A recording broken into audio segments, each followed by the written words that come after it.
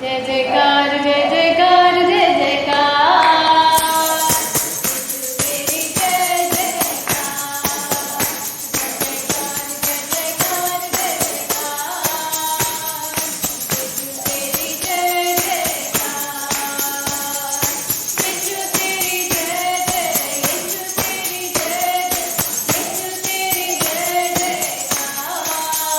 जय जयकार जय जयकार जय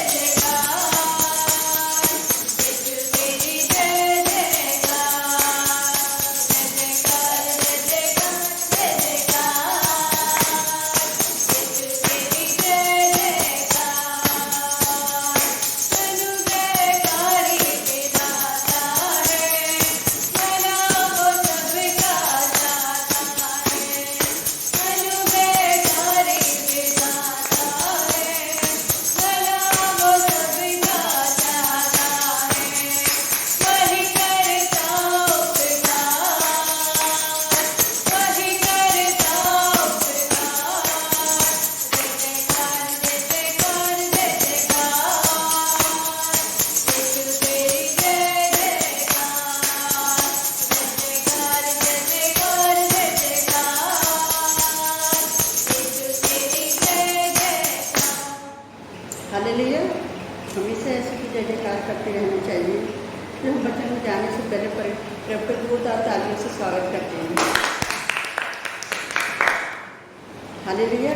तो आज के जो वचन पढ़ेंगे रोमियो 14 का 5 वचन पढ़ेंगे। और जो आज का जो टॉपिक है अपने भाई पर दोष मत लगाओ, तो इस वचन को जो पढ़ेगा। कोई तो एक दिन को दूसरे से बढ़कर मानता है और कोई सब दिनों को एक समान मानता है। हर एक अपने ही मन में निश्चय कर ले। हालेलुया। अगर हम 4 में पढ़ेंगे तो उसमें लिखा है कि कौन है जो दूसरों के सेवक पर दोष लगाता है, उसको इससे रहने के गिर जाना उसकी शामिल से ही संबंध रखता है, वरन वह स्थिर कर दिया जाएगा क्योंकि प्रभु उसे स्थिर रख सकता है। हालेलुया। और हम 10 में पढ़ेंगे तो उसमें लिखा है कि तू अपने भाई पर क्यों दोष लगाता है, या तो फिर क्यों अपने भाई को तुच्छ जानता है कि हम सब परमेश्वर के न्याय शासन के सामने खड़े हुए।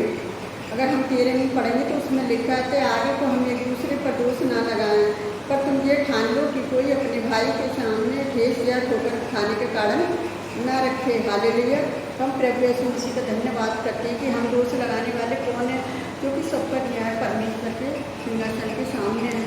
जिस तरह से पहले यहूदी लोग पता क्या करते थे कि शपथ के दिन के तो साल भर में कोई विशेष दिन को भी वे मानते थे, इन दिनों को अन्य दिनों की अपेक्षा अधिक पवित्र मानते थे। इन दिनों में वे उपवास रखते थे। अन्य यहूदी लोग धर्म के रीति रिवाजों को पता क्या करते थे, पहले ज़्यादा मानते थे और मसीह के में होने के बाद भी वे ये सोचते थे कि परमेश्वर को प्रसन्न करने के लिए वो उन्हें सब करना चाहिए। इस बात पर उनको महसूस करते थे कि मसीहों को ये दिन मानने की ज़रूरत नहीं है, क्योंकि उसका विश्वास कमज़ोर था। शायद वे ये महसूस नहीं करते थे कि परमेश्वर केवल उनकी दुर्बल विश्वास से ही प्रसन्न होगा। वे सोचते थे कि उन्हें कुछ अंतर की आवश्यकता है, कुछ काम रीति से या विधि से उसे परमेश्वर को प्रसन्न कर सकें। कई बार आज लोग रीति रिवाजों पर चलने और रीति रिवाजों से सोचते हैं कि हम परमेश्वर को प्रसन्न कर रहे हैं। और हमारे अगर विश्वास में दृढ़ वाले मसीह हैं तो हर दिन को मानना एक समान समझते हैं। उन्हें अपने प्रत्येक दिन परमेश्वर की सेवा के लिए पूरी तरह देना चाहिए, उनके प्रत्येक दिन पूरी तरह मसीह के लिए बिताना चाहिए।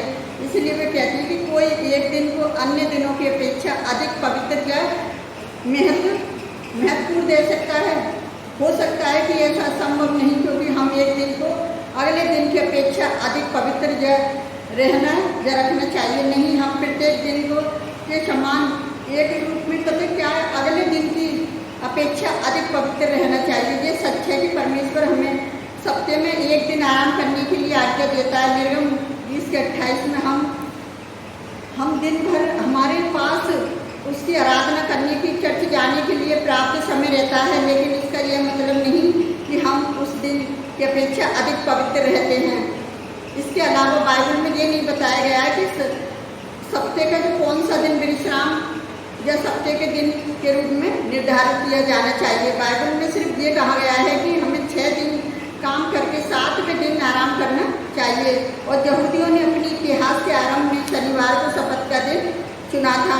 और कुछ मसीही लोग हैं ये विश्वास करते हैं कि जिस दिन यीशु मसीह का जन्म हुआ क्रिसमस और जा जिस दिन वे मृतक में से जीवित हुआ, ईस्टर या 2 दिन के विशेष तौर पर पवित्र दिन है, परंतु अन्य मसीह कहते हैं कि हम अपने हृदय में वर्ष के प्रत्येक दिन में यीशु के जन्म और पुनरुत्थान को मानना चाहिए।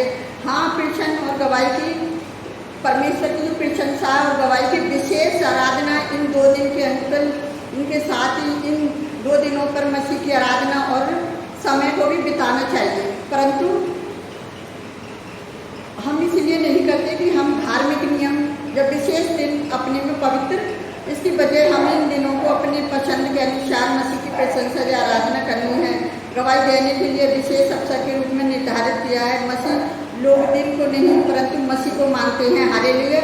यदि हम विशेष दिन को परमेश्वर की महिमा के लिए मानते हैं तो ये कोई अनुचित कार्य नहीं है। यदि हम हर दिन को परमेश्वर की महिमा करने या उसके महिमा देने के लिए मानते हैं तो ये कोई अनुचित बात नहीं है। यदि हम परमेश्वर को महिमा देने के लिए करते हैं तो इस बात से कुछ फर्क नहीं पड़ता। हम इन 2 धारणाओं में किसी को अपनाते प्रत्येक व्यक्ति को अपने मन में निश्चय करना चाहिए कि उसका मतलब यह है कि प्रत्येक मसीह को अपने विवेक के अनुसार फैसला करना चाहिए। उसके लिए क्या उचित है, किसी व्यक्ति का गिर जाना या स्थिर रहना उसके स्वामी से संबंधित है। ये दूसरे का न्याय करना हमारी जिम्मेदारी नहीं है, जैसा भी हमने 10 और 13 में पढ़ा और 4 में। तो बाकी आजकल लोग एक दूसरे के ऊपर दोष लगाते हैं, अपने भाइयों को दोष लगाते हैं, अरे वो गिर गया है, ये तो उसका स्वामी जानता है, जो परमेश्वर है उसका गिरना या स्थिर रहना वो परमेश्वर जानता है।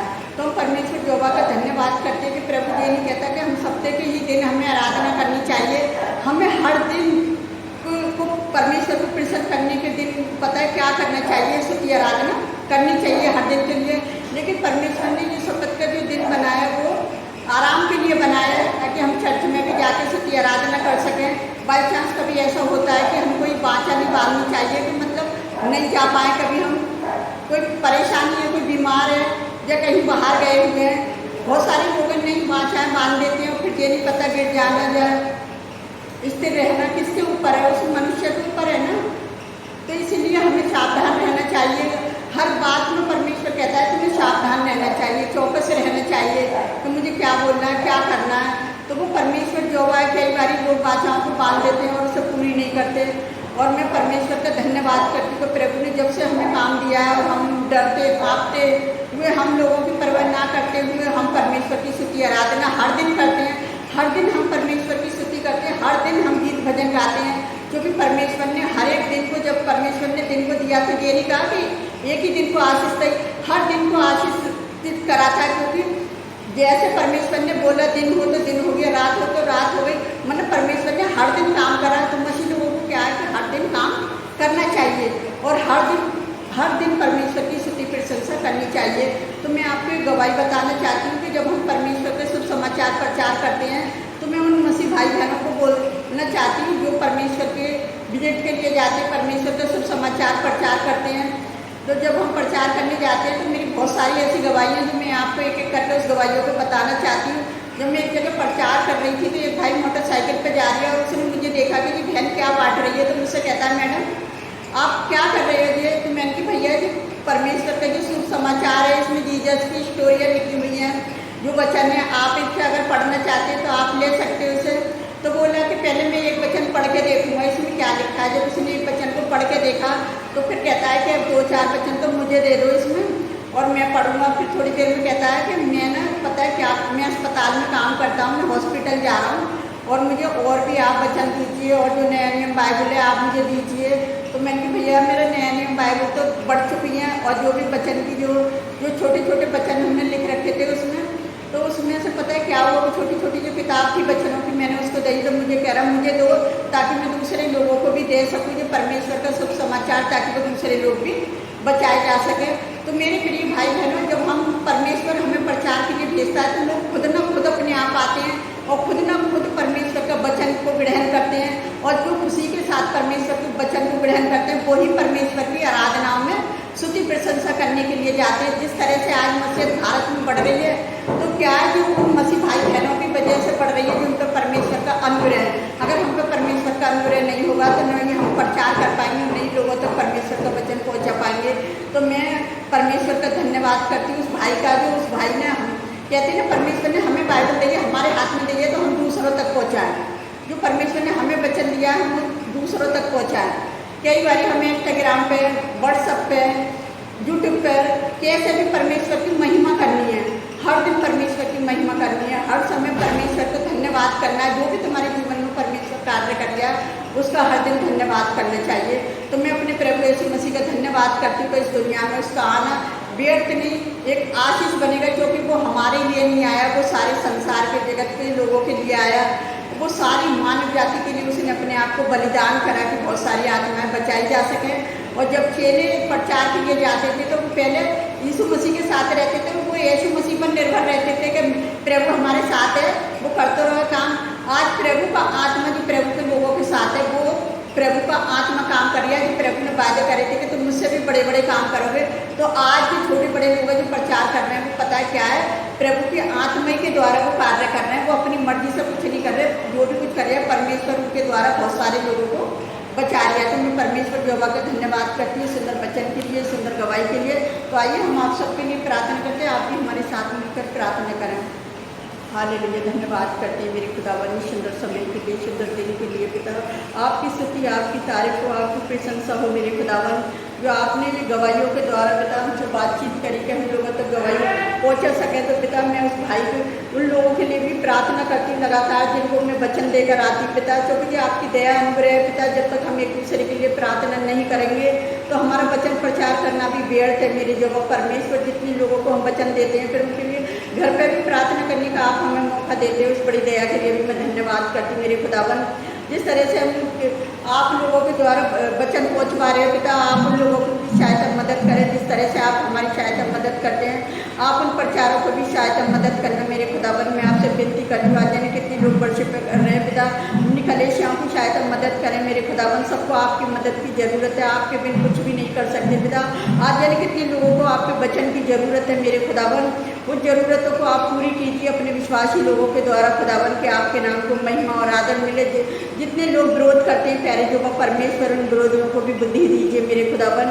मैं आपसे विनती करती हूँ, जितने लोग वचन के द्वारा बातचीत, जितने लोगों से आप वचन के द्वारा बातचीत करते हैं मेरे खुदावन, आप उनके जीवनों में उस वचन को फलवंत करें खुदावन। जिन्हें रोजगार की ज़रूरत है उन्हें रोजगार दें, जिन्हें अच्छे बर की ज़रूरत है प्यारे पिता परमेश्वर उनको अच्छा बर देकर आशीषित करें। जिनके माता पिता अपने बच्चों के लिए प्रार्थना कर रहे हैं खुदावन, आप उनके बच्चों की पढ़ाई लिखाई में, शादी ब्याह में उनकी सहायता मदद करें प्यारे पिता परमेश्वर। उनकी हर परिस्थिति में उनके साथ रहें पिता। जितने लोग अपने अच्छे बर के लिए प्रार्थना कर रहे हैं पिता, आप उन्हें अच्छा बर देकर आशीषित कीजिए पिता। जिनकी बिजनेस ठप हैं आप उनकी भी सहायता मदद कीजिए। अपने देशवासियों के लिए भी प्रार्थना करते हैं खुदावन, जितने लोगों तक वचन नहीं पहुँच रही है पिता, तेरे विश्वासी लोगों के द्वारा वचन पहुँच सके मेरे खुदावन। मैं आपसे विनती करती हूँ, अपने शहर को भी आपके हाथ में देते पिता, अपने यहाँ के देश के प्रशासन को, राष्ट्रपति को, सीएम को, सबके लिए हम प्रार्थना करते पिता।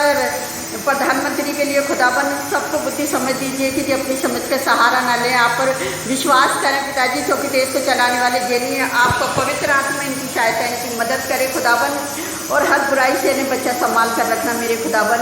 मैं सारे विश्वासी लोग जो एकजुट होकर प्रार्थना करते हैं, आप सबकी प्रार्थनाओं को सुनना और कबूल करना कि जो हमारी प्रार्थना करना व्यर्थ नहीं, एक आशीष बन जाए मेरे खुदावन। हमारे दिल्ली शहर के लिए एक आशीष बन जाए कि हमारा वचन को ना शहर में व्यर्थ नहीं, एक आशीष बन जाए मेरे खुदावन। और हम आपसे क्या मांगे मेरे प्यारे प्रभु परमेश्वर पिता, मेरी सेनाओं के जब परमेश्वर आपने हमारी प्रार्थना को सुना और कबूल किया, उसके लिए धन्यवाद करते हैं। हम जो भी मांगते हैं इस नासरी के नाम पर आमीन। प्रभु आप सबको बहुत अच्छे आशीष दे।